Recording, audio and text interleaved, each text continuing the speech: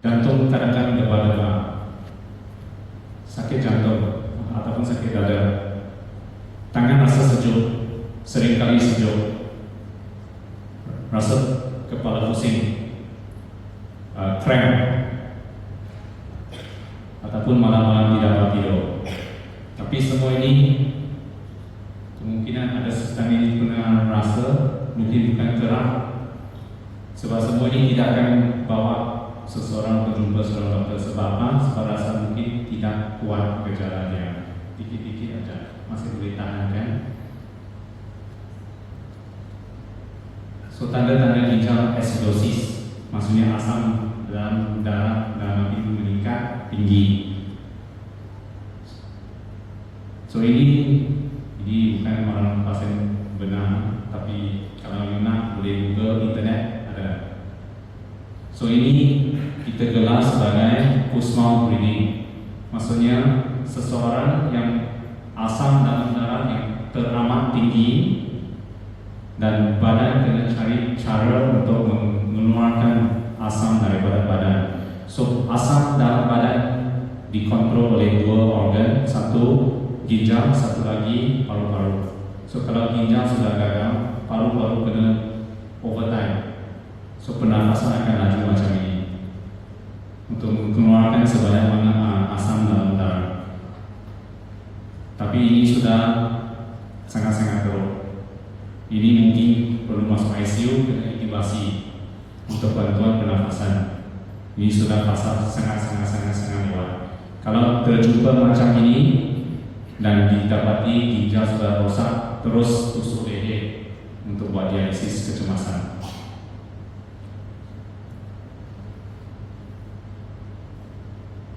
Ini antara gejala yang paling awal yang akan tengok untuk seseorang yang ada masalah ginjal, kencing berbusa. So, antara soalan yang sering ditanya oleh pasien bila jumpa saya,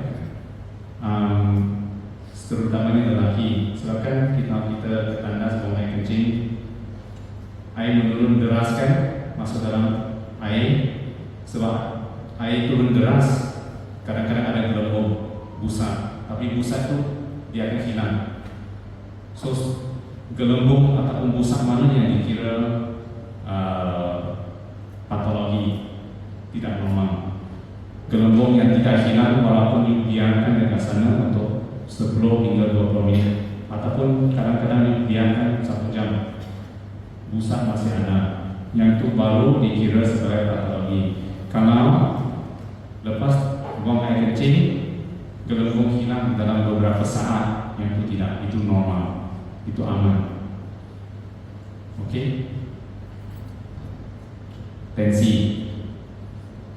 So kalau tensi, sakit kepala, kepala pusing, kalau muntah itu sudah mungkin ada stroke, pendarahan dalam otak yang sebab itu menyebabkan muntah-muntah, pingsan ataupun rasa berat.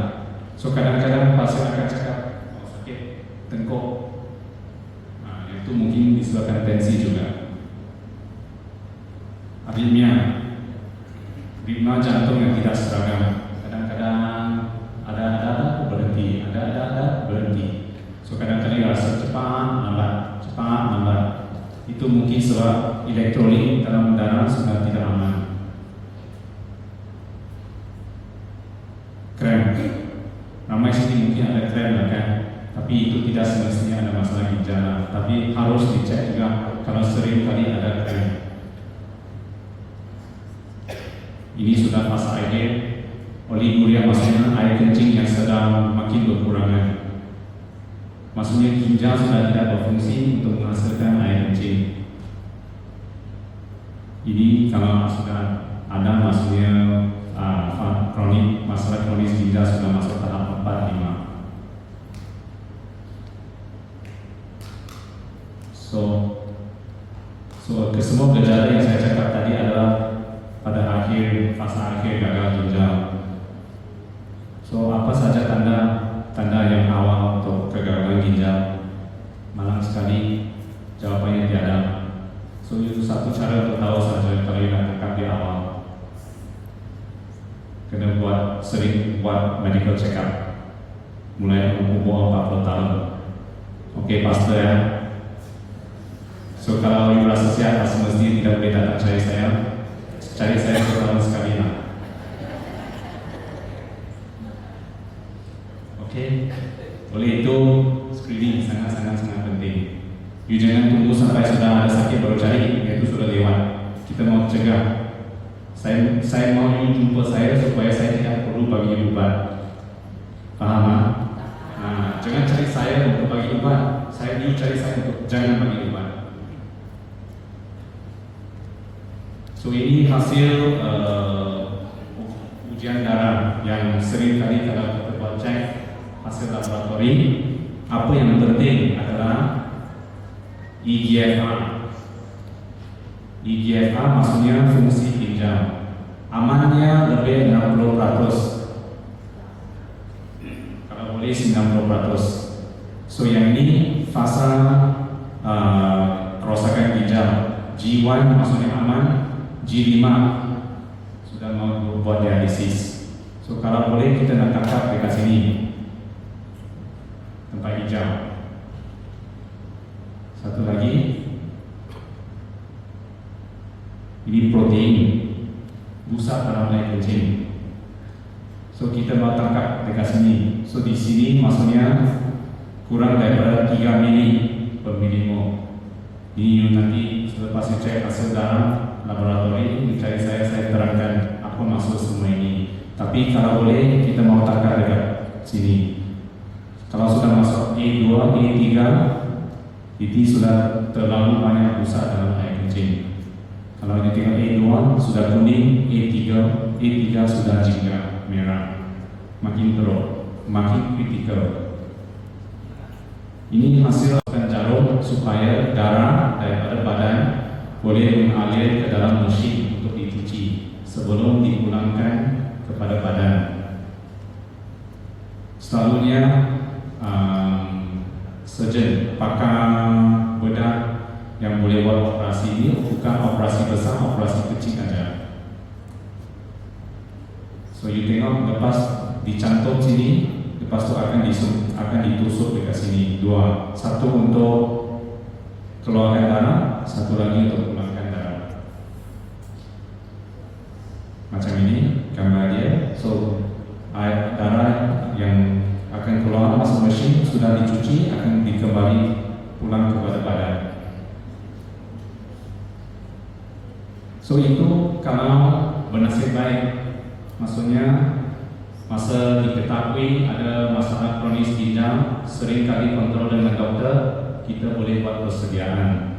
Tapi kebanyakan kali kalau tidak pernah kontrol dengan dokter, tidak pernah tahu ada diabetes ataupun tensi, tiba-tiba ke rumah sakit, ada gejala susah nafas, dan tiba-tiba dapati ginjal sudah rosak, perlu buat perawatan kecemasan dialisis, dan kita akan masukkan jarum di kali.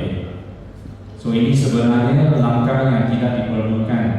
Sebab itu kita perlu cari penyakit kronis ginjal pada fasa yang awal. Macam ini, pernah jumpa? Kalau ada kawan-kawan siapa-siapa yang ada kawan yang buat dialisis, ini tempat yang dicucuk macam ini. Okey, ini langkah kalau pasien datang ke rumah sakit dalam keadaan yang kecemasan dan perlu rawatan dialisis serta-merta, dan kita baru masukkan ini. Kalau tidak perlu, kita tunggu untuk fistula dulu. Ini cuci darah. Next, cuci air. Siapa sini pernah dengar apa itu cuci air untuk rawatan masalah kronis ginjal yang sudah tidak boleh, yang perlu dialisis sudah? Benar? Bagus. So dekat Malaysia kita orang 90% pasien buat cuci darah, hanya 10% saja yang buat cuci air. Saya rasa dekat Indonesia mungkin lagi rendah daripada itulah. So cuci air kita masukkan satu jarum dalam perut, kita masukkan air khas, bukan air cuci, air pipe. Ini air khas untuk masuk dalam perut dan dibiarkan dekat sana 4 hingga 6 jam. Lepas air sudah kotor, dikeluarkan, diganti dengan air yang baru. Tiup ini tiup plastik. Kenapa saya bagi tahu ini? Sebab cuci air ini sebenarnya saya lagi suka bagi option dekat pasien untuk cuci air dulu, sebab cuci air dia kurang beban dekat badan, terutamanya jantung. Sebab kalau ada masalah jantung, you mau ambil banyak darah keluar masuk dalam mesin, cuci dulu baru dipulangkan, itu satu stres dekat jantung. Dan kebanyakan kali kalau pasien ada masalah jantung, fistula tidak boleh dibuat. Kalau fistula tidak boleh dibuat, kena bergantung pada tube untuk jangka masa yang lama. Itu ada risiko nanti sumbat saluran darah dekat sini ataupun sering ada infeksi. So disebabkan itu, saya akan minta patient kalau pasien boleh buat cuci air, saya sarankan untuk cuci air dulu. Nombor 1, sebab dia tidak berapa stres dekat jantung. Nombor 2, masa boleh dikawal oleh pasien sendiri. Maksudnya, kalau pasien yang perlu buat dialisis pada usia yang muda dan perlu bekerja lagi kan, so you boleh aturkan masa antara dialisis dengan kerja. So maksudnya walaupun ginjal sudah rosak dan perlu dialisis, tetapi masih boleh sambung kerja. Kalau buat cuci air, kita hanya perlu masukkan tube dalam perut. Lepas tube sudah dimasukkan, kita boleh pakai serta-merta. So kita boleh elakkan satu lagi tusukan dekat leher. Dekat Malaysia kita ada mesin. So kalau mesin untuk cuci air, kita buat malam saja masa tidur. Siang hari perut kosong, bebas macam orang biasa. Dia buat kerja, dia boleh buat apa yang you nak buat siang hari malam, masa tidur pasang dengan mesin, dan mesin akan tolong cuci perut untuk 8 hingga 10 jam. Lepas itu disconnect, tutup, sambung kerja macam biasa. So itu macam tidak perfect sangat dekat gaya hidup kita orang. Kalau dialisis darah, kena ulang balik ke center 2 kali, 3 kali 1 minggu. Setiap kali pergi itu 3 hingga 5 jam. Lepas dialisis, pingsan. Tidak ada tenaga. Itu keluhan ramai pasien yang buat dialisis. So maksudnya productivity akan menurun. Tapi